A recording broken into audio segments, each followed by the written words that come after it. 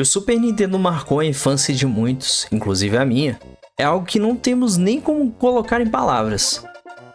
Graças a ele, aqui no Brasil, podemos conhecer melhor a Nintendo, jogando games incríveis como Super Mario World, Donkey Kong Country, Mario Kart, Golf Troop, Earthbound, Zelda e muitos outros jogos. O que trouxe toda uma vasta e feliz lembrança do nosso passado e marcou, tornando uma grande nostalgia nos dias de hoje. E no vídeo de hoje, além de falarmos de alguns jogos dele, algumas curiosidades, vamos também relembrar o legado do Super Nintendo, o console que fez parte do passado de muitos. Além disso, trazer até mais algumas informações interessantes. Claro, já pedindo aquele like cogumelo e que você ative a pau-estar, ou seja, o sininho das notificações, assim você não vai perder nenhum vídeo.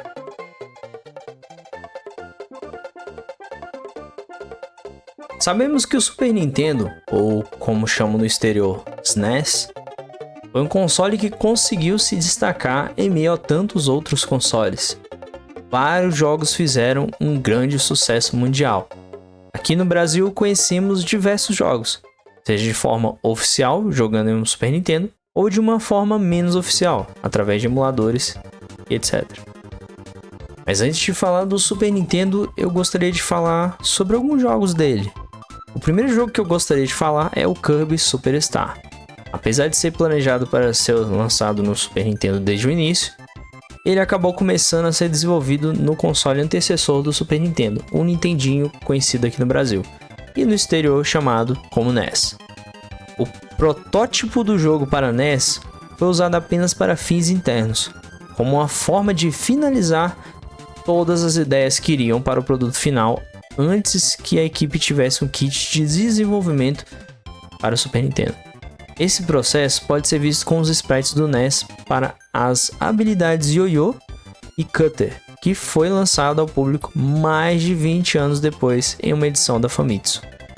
Os sprites que vocês estão vendo mostram que é quase idêntico aos movimentos do Kirby em sua versão final, com a principal exceção sendo a falta dos chapéus de habilidade característicos do Super Star.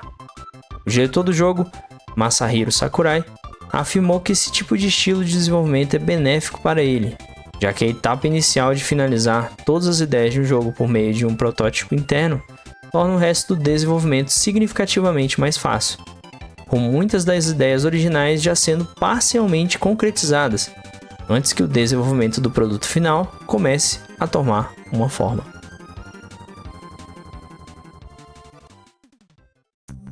Agora falando em um game em parceria com a Disney, Rei Leão foi uma das melhores adaptações de um filme animado para os games. Porém, o jogo possuía vários níveis e personagens que não tinham nenhuma conexão óbvia com o seu material original. Isso ocorreu porque vários níveis e personagens que apareciam ao longo do game vêm de cenas excluídas do filme do Rei Leão. Durante a produção do filme, a interação original para a transição do Simba jovem até a sua fase adulta foi consideravelmente mais longa e contou com uma série de eventos que ocorreram no game. Como o game estava sendo produzido junto com o filme, esses níveis foram criados durante o momento em que foi decidido remover essas cenas do filme. Foi decidido manter esses níveis e personagens no jogo, mesmo eles não aparecendo no lançamento do filme nos cinemas.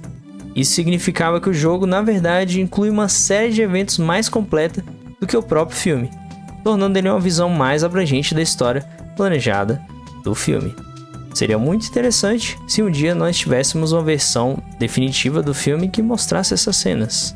Se é que já não existe, né? Coloque aí nos comentários se você sabe se existe ou não.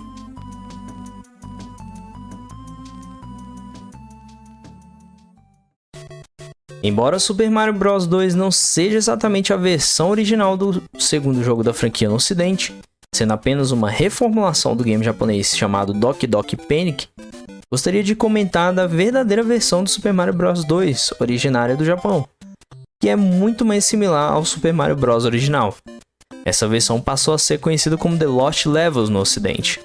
Em uma entrevista com o escritor John Irwin para o seu livro de 2014 sobre o jogo, a ex-gerente de marketing da Nintendo of America e editora fundadora da Nintendo Power, Gayle Tilden, fez a seguinte declaração: Não estávamos fazendo nada relacionado a isso. Então, eu trabalhei com a minha agência da Nintendo Power em uma campanha chamada The Lost Levels. Ainda de acordo com Tilden, o único cartucho de NES contendo o Super Mario Bros. 2 original foi feito, mas a Nintendo temeu que o título confundisse o mercado e, portanto, descartou a ideia. A reformulação do Lost Levels eventualmente chegaria ao título Super Mario All Stars do Super Nintendo, ao lado de Super Mario Bros. 1 e 3 e da versão ocidental do 2. Até o momento da gravação desse vídeo, o paradeiro atual do protótipo do NES não é conhecido, mas possivelmente ainda devem descobrir em algum momento. Quem sabe até no próprio Giga Leak da Nintendo, que até hoje estão encontrando coisas.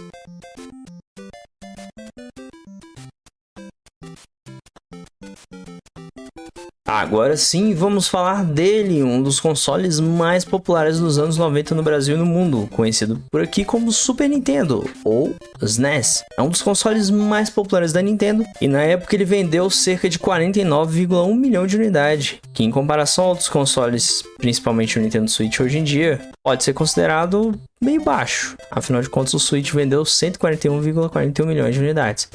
Ainda assim, para a época, o Super Nintendo foi um grande sucesso de vendas e trouxe diversos jogos incríveis, como citamos aqui no início do vídeo alguns.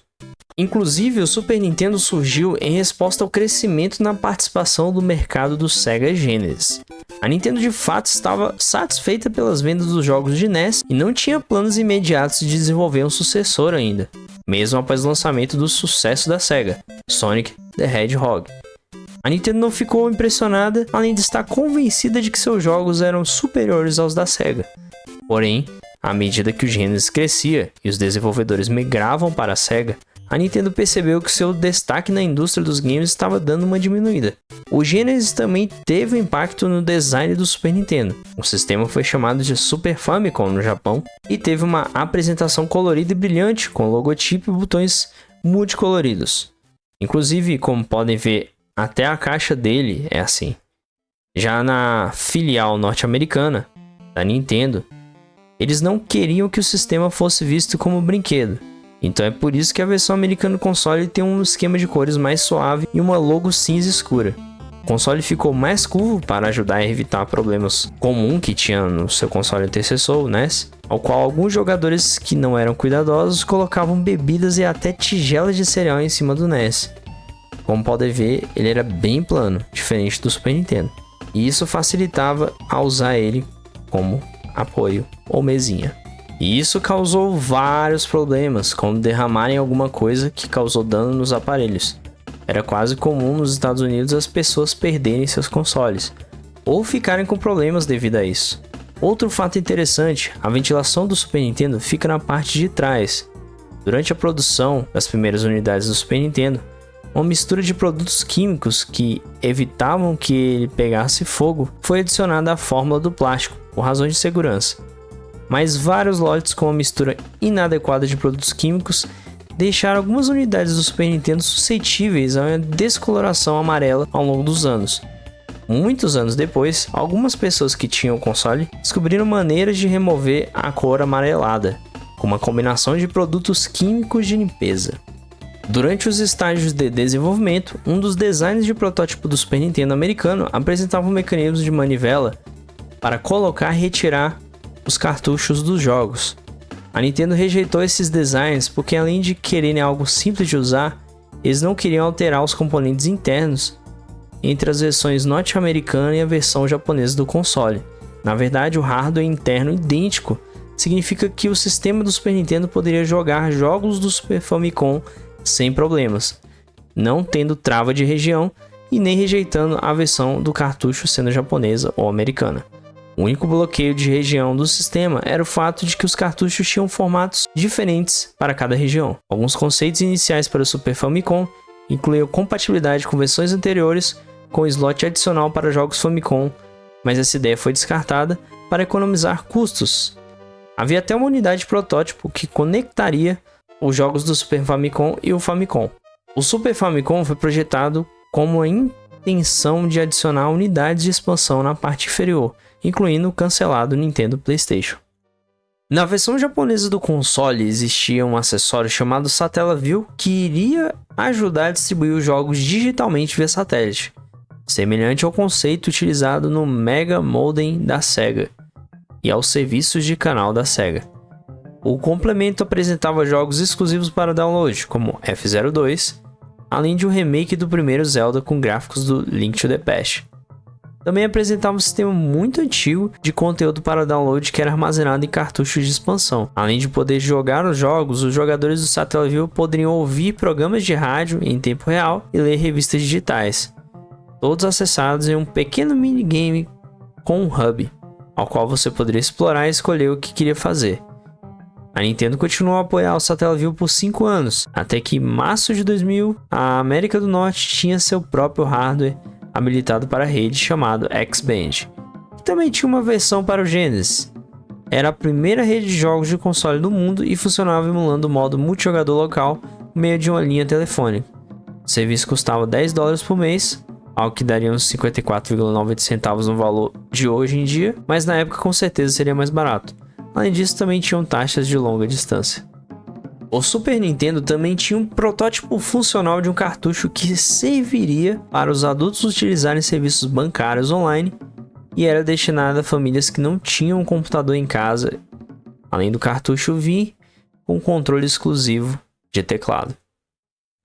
Ao contrário do NES, o Super Nintendo enfrentou um sério rival de mercado durante seu ciclo de vida. A Sega lançou anúncios agressivos que eram diferentes de tudo que a Nintendo tinha feito antes.